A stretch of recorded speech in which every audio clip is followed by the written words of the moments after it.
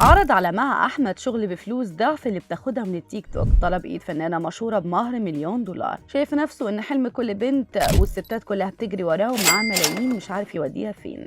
المهندس أحمد حجازي بشرته سيراميك وأنعم من البنات، وفي إثارة الجدل نمبر 1. تعالوا نعرف حكايته إيه وليه طلب من مها أحمد كده، وإيه حكاية عرض الجواز لفنانة مشهورة. الساعات اللي فاتت مفيش كلام إلا عن مها أحمد واللي قالته للجمهور على التيك توك، والعرض اللي قدمه ليها المهندس والإنفلونسر أحمد حجازي. هقول لكم الحكاية من أولها.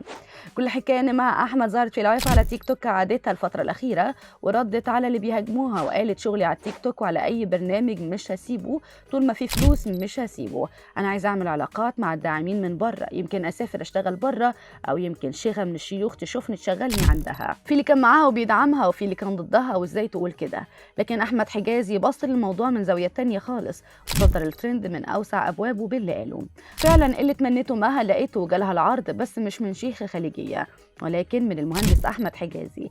أيوة، قدم ليها عرض مغري بشغل راتب ضعف اللي بتاخده شهريا من التيك توك، بس بشرط تعتزل المنصة تماما. مها أحمد تسكت؟ لا طبعا، ظهرت وردت على كلام وقالت أنا مش متابعة السوشيال ميديا ومش فاضية للحاجات دي، أنا قاعدة على التيك توك وما وصلنيش أي عروض، ولما يوصلني هدي نفسي فرصة وأفكر. لحد دلوقتي اللي اتقال كلام في الهوا، أنا مش مركزة مع حد ولا في دماغي حد، الكلاب تعوي والقافلة تسير.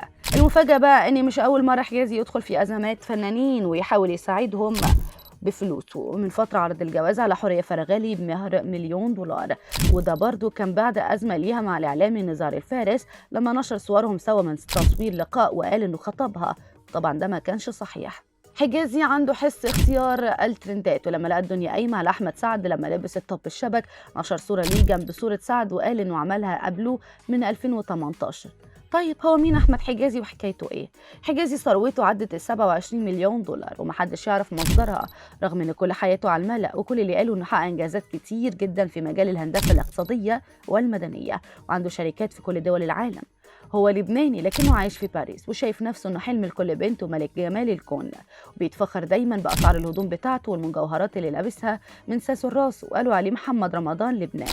وبيتعشى في باريس وبيفطر في المالديف وبيتغدى في سويسرا.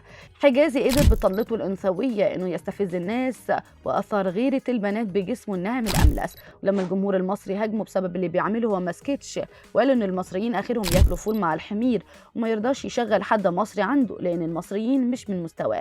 لو دخل مطعم في باريس ولقى مصر شغال فيه بيقرف منهم جدا. في النهايه تفتكروا هيتواصل مع مها احمد فعلا ويعمل الديل ده، ولا مجرد كلام في الهوا زي ما قالت؟